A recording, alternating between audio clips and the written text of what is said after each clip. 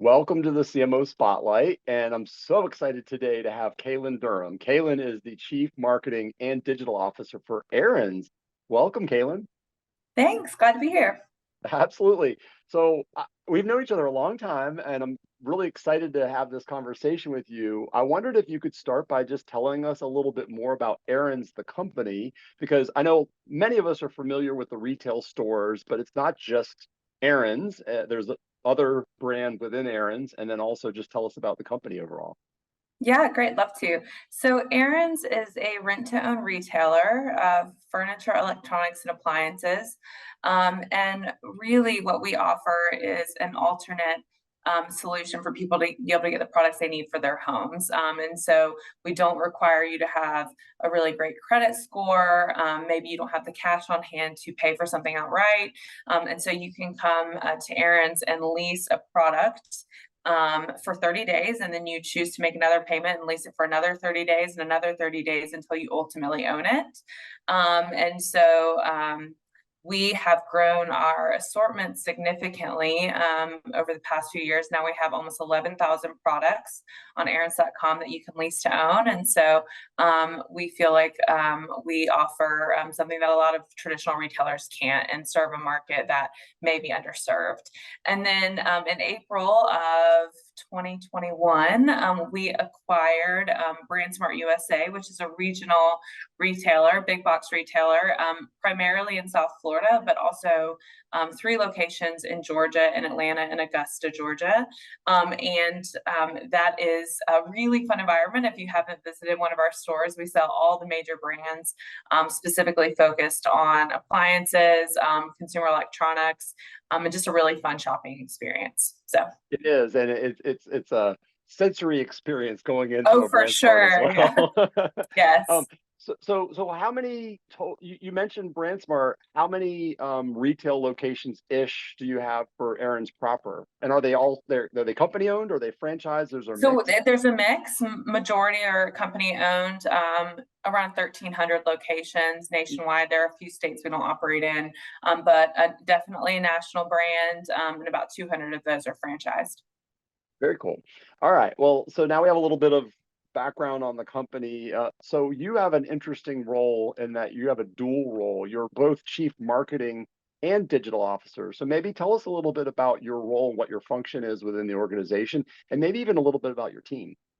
Yeah, for sure. So I actually grew up in the organization starting 6 years ago in digital. And so I was specifically focused on digital content and strategy, digital marketing. That then evolved into a role where I was leading our e-commerce team, which is almost 20% of our business today. It was much smaller at the onset. And then that morphed into a role that now oversees both Aaron's.com and then all of our traditional marketing efforts as well, in support of both our largest store, which is the website, but then also all of our physical locations. And so my team is split between 2 primary groups, one that hyper focused on Aaron's.com growth on the online channel, and then the other is really focused on true marketing activities, brand building, et cetera. And then I also have a team, obviously, located in Fort Lauderdale for both e-com and marketing that support that BrandSmart business. Awesome. And you mentioned this a little bit about kind of growing up within the BrandSmart, I mean, within BrandSmart, within the Aaron's family. Um, you, I think, began your career right out of college at kind of a full service traditional agency, and then you moved to a digital agency. And then you joined Aaron 6 years ago in a senior manager role and then worked your way up. So just tell us a little bit about the path that led you to the current role. Yeah, well, I mean, I've said this every opportunity I get, especially when I talk to people who are trying to figure out what career path they want to go right out of college. I think everyone should start in an agency. I think it teaches you so much about the basic disciplines of marketing. I think it teaches you a sense of urgency. You get used to sleeping in the office with a toothbrush and making no money to do it. No, but I just think it's like invaluable experience. You get to work on a lot of different kinds of clients. And so you get to really say, what kind of verticals am I interested in? So yes, I started my career at a full service shop, 22 Square in Midtown. A great experience. Worked on some really fantastic brands and got a lot of exposure to really smart people. Then decided I'm really passionate about digital specifically and wanted to be somewhere that was primarily focused on that. So shifted to an all digital agency, and they worked on the brand Aaron's. And I was so interested in it because Aaron's is this unique blend of retail, but then also this financial services arm. And so I think it's a uniquely challenging brand. Who doesn't love that? And so, yeah, I've been here 6 years, and it's been a great journey. Well, and also just speaking of, you mentioned that some of the locations are franchise owned and some are company owned. That also brings some unique, challenges when you're working with franchisees. So I'm curious how that's evolved for you over time in terms of learning how to work with a franchise organization too. Yeah, we love our franchisees. So if many of them are watching this, they know that. Mhm. It is, one thing that's really, I think, actually challenging about working with franchisees, and a good way that stretches and pushes us, is that they're entrepreneurs. I mean, these are their businesses, right? And Yeah. so they are uniquely incentivized to make their store successful. And so they challenge and push us, especially in marketing. What are you doing to drive more people into our stores to grow my business? And so we have a really great partnership with our franchisees. We want to be listeners. We challenge each other. We bounce ideas off of each other. And we're always trying to introduce, how do we use what's working for you guys to work for the corporate stores, and vice versa, to drive all of our businesses forward. Awesome. I love that. So I'm curious, you've had a pretty meteoric career path that's really been amazing to watch from the outside. I'm curious if there's a piece of advice you might give to either a young marketer starting out, or maybe it's even a piece of advice you would give it to yourself when you first, graduated from college or something like that. Yeah, I think it's interesting. There's a sentiment out there that you should be really intentional about the decisions you make in your career and the opportunities you take. And I will be honest, I didn't do that as much. I just said, what is the next opportunity in front of me where I feel like I could learn? And I do think you have to be thoughtful and strategic about how that maybe ladders up to your greater goals. But I think a lot of times people shy away from new opportunities or taking on a new role or a new challenge because they're not quite sure how it fits into the grand scheme or the picture they've painted for their career. But in my experience, very little new exposure or new experience is going to not behoove you long term, because it makes you more well-rounded. And so for me in my career, I've always just been the one to raise my hands and say, let me give it a shot. I think I can do that. And not be afraid to ask for help, but be more aggressive and say, like, why don't you take a chance on me, see if I can pull it off, Mhm. and teach yourself. And I think that really sets you up for success in the long run. Well, my next question is related to superpowers, because I do believe that everybody has a superpower. And I think your superpower may be both the curiosity that you mentioned to be able to try, and willingness to dig in and try something new, and also be quick enough, sharp enough to pick it up quickly and be able to run with it. So I don't know if you have a different take on what your superpower might be. That's just my perception of it. Curiosity is a really good one. I think that is a totally underrated and undervalued characteristic. It's actually one thing I look for in my recruiting when I'm hiring somebody. When I look for emerging leaders in my organization, I say, like, what are you curious about learning next, or what have you been learning next, or why are you interested in this role? What itch have you not scratched that you think this will give Hmm. me an opportunity to do? Yeah, maybe curiosity is a good one, because I think that people value people who want to learn, and put initiative behind that. Absolutely. I love that. So I'm curious where you find inspiration for yourself or maybe for your team. Yeah, I think that one of the things we forget, and I'm just talk specifically just from a marketing perspective. I think sometimes we get so embedded in our work and so laser focused on what is the next thing that I have to do.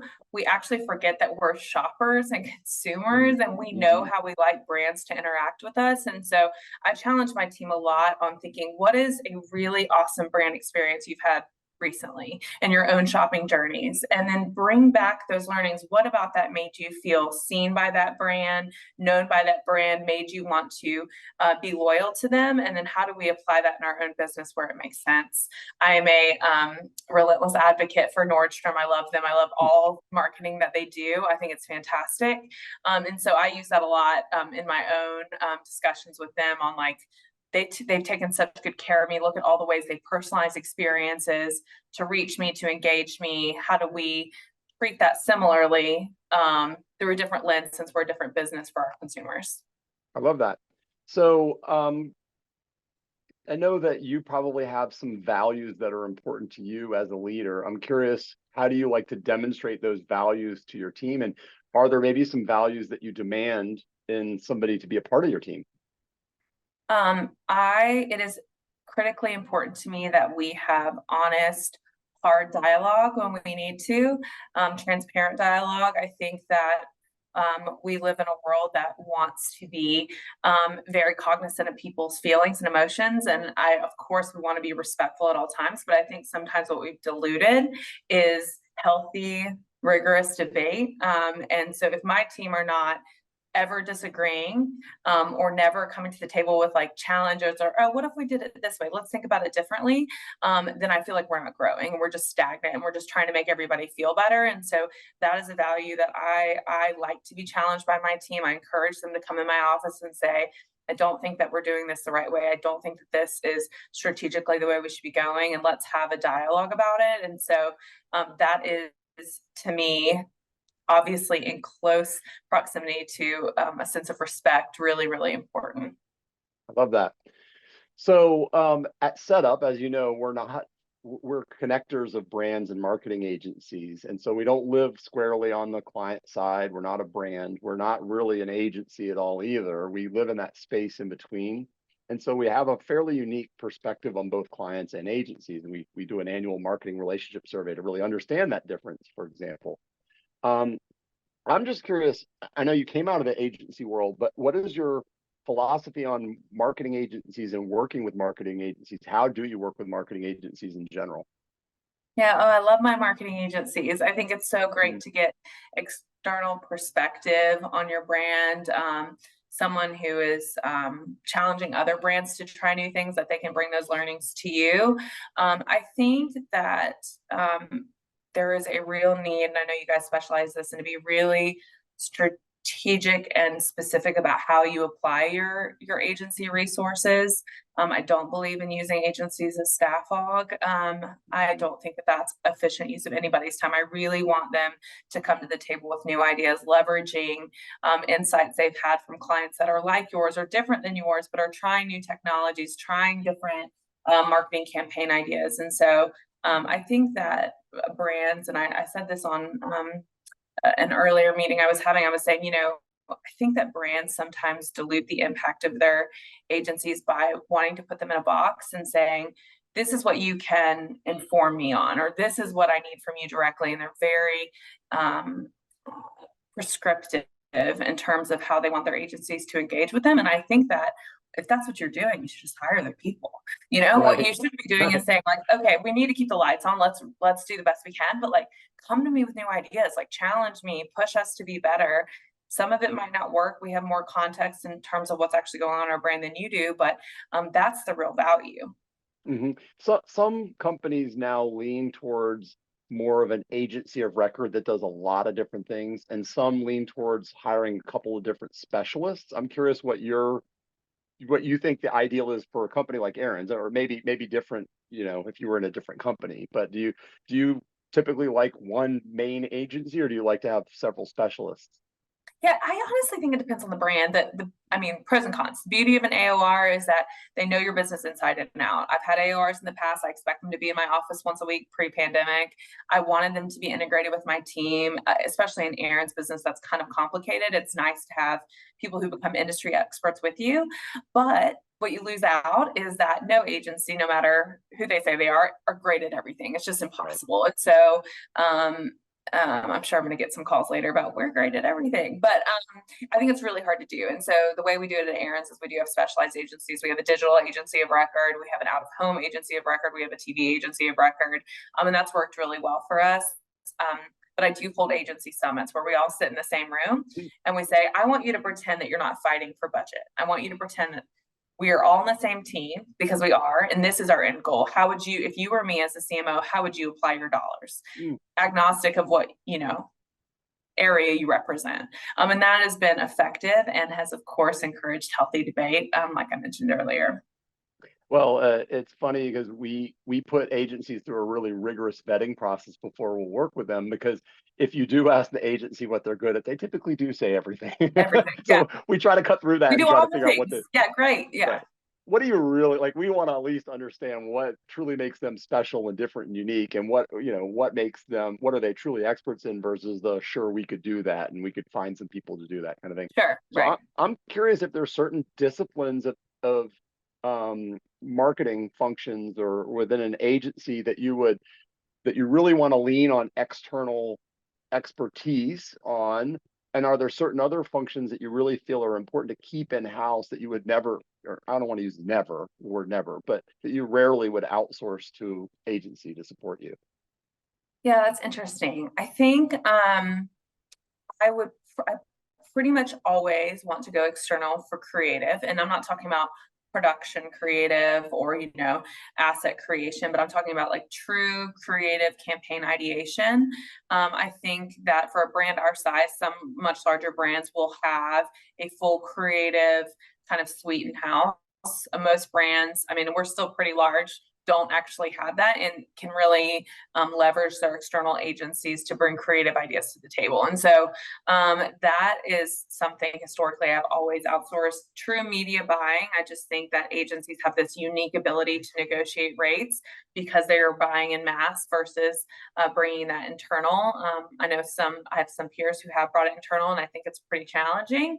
Um, but strategy, planning, I look at that as like a partnership. I want to have those chops in house. I never want my team just to be like, I never want to go to my director of digital marketing and say, hey, what do you think we should do here? And then her say, well, let me call the agency really fast. I want Right, her to have, right, but then she can back it up with data with them and debate it and right. discuss it. But I want her to have that, like she does, by the way, but that grit and that chops to like have that opinion.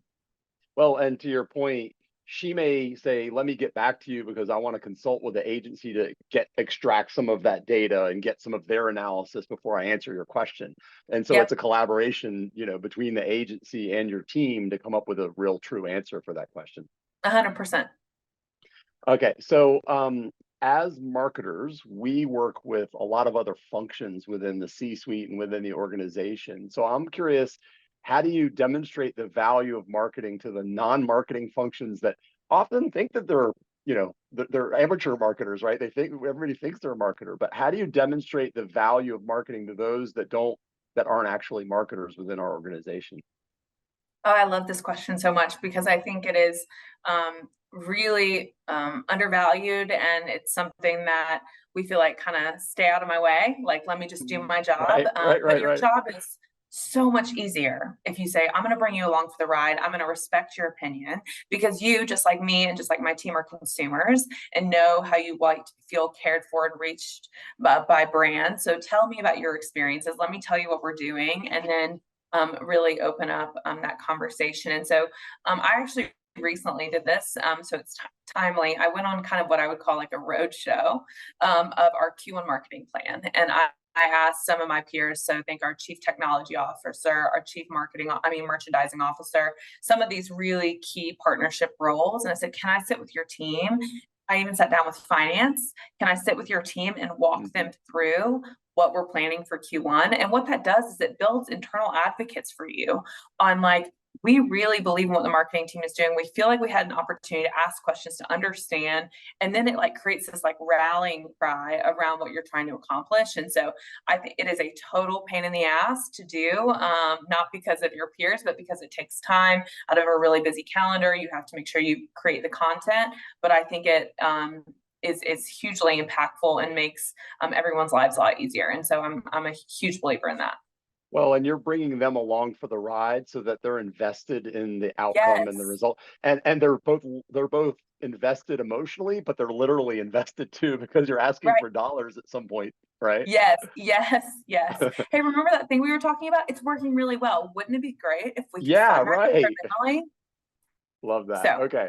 So I'm curious if there's a program or a campaign or something that it was either in your past, probably in your past, that taught you a great lesson, either because it was a flop and you learned something you needed to learn, or it was a huge success that you maybe would like to emulate again in the future. Mhm. I'll actually use one really recently. So we opened a new location for BrandSmart in Augusta, Georgia. So I'm going to go away from Aaron's for a second. And we had not refreshed the brand in 25 years. Mm, We're again historically a South Florida based brand. Everybody, I mean, brand awareness for BrandSmart in South Florida is 90% plus a marketer's dream, right? But in Atlanta, where the competition is higher and we have a less of a store footprint, it was a lot lower. And in Augusta, it was zero mm, essentially. And so we basically had to take this brand that most of historically our marketing was focused around nostalgia. You know us, you love us, just come visit us again, and say, how do we introduce this to Augustans who really know nothing about us? And so we worked with an external creative agency. We worked with media agencies, and I just thought that campaign came to life really well and taught me the importance of being flexible and how you reintroduce your brand, and you don't rest on laurels or like everybody knows us, everybody loves us, and really like have to think like, what is our right to win in this market, and how do we talk about that to a brand new consumer who doesn't have to give us a chance and has no nostalgic feelings for the brand or mhm. whatever. So that was a hugely successful campaign launch. The day of the grand opening, we had a line wrapped around the building. It was like, I think, a Wow. 3 hour wait to get into the store. Really, really successful grand opening. And I think it was because we thought differently about how do we enter this marketplace more thoughtfully. That's awesome. And obviously that's probably spreading some word of mouth in a time when you really need to get the word out beyond just the, hundreds of people that were in line to wait to go into the store. They were probably taking photos, taking video, and then spreading Sure. that and sharing that with Influencers were a friends. big part of our strategy. Yeah. Mm, I love Yeah. it. Okay, cool. All right, I'm going to shift gears and ask you some questions that are completely not necessarily marketing related, just for fun to kind of Okay. wrap things up. The first is there a movie or a quote or a band or a sports team or something that really inspires you? And what is it about that thing that inspires you most? Well, I would say the Bulldogs. We can't say that after Saturday. Um, Oh no, yeah. For those that no, not here in Georgia, the University of Georgia Bulldogs were left out of the playoffs for the national championship. it was brutal. It was brutal. But no, you know what? There's a quote I have actually hanging in my house and in my office. I love it so much. And it says, now that you don't have to be perfect, you can be good. It's a John Steinbeck quote from East of Eden. And I just love that quote because one, I'm an oldest child, a perfectionist by nature. But I also think, so it applies to my personal life, but it definitely also applies professionally. I think we just let perfect be the enemy of great or good. Again, that goes to that curiosity thing. Be brave enough and not perfectionistic enough to say like, okay, I'm not going to get it 100% right, but I'm so curious that I have to give it a go and I have to try it. And I'm not going to let perfect be the enemy of great. And so I love that quote. I think about it a lot. If I had tattoos, I would get it tattooed. I think it's really important. So Well, maybe something to aspire to in the yeah, future, there we Kaylin. go. Yeah, yeah, right. Okay, so I'm curious, outside of your family, which is sometimes the easy, obvious answer, where do you find joy outside of work? I think you mentioned to me you have a dog, but also I'm just curious if you have any hobbies or anything like that. Yeah, I think a lot of marketers would say this. I like creativity, and I'm not creative. Like I'm going to try to art direct my team. I've been politely asked to leave creative meetings once or twice, but I do love to write, and so I write in my free time and really enjoy that.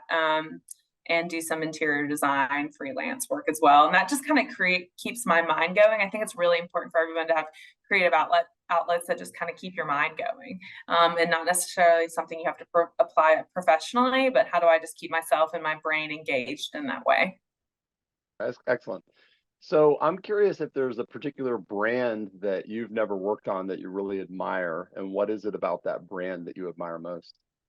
Yeah, well, I mentioned Nordstrom, and I mean, I do just think they do a fantastic job of seeing and engaging their customers on a routine basis. But I travel a lot for my job, and of course, this is a gimme. But I think Delta, especially being in Atlanta, does an amazing job. And what's been so cool is I've traveled almost every week for 2 years now, and before that, probably still monthly. And so I've watched Delta evolve their customer experience over time. And as much as I fly, I still feel like I'm constantly discovering new features, new functionality, and it's always answering that, like, oh, I wish they would do this. Oh, they did. Both in flight experience and through my phone or booking process. And so I think that is just incredibly impressive what they've been able to accomplish.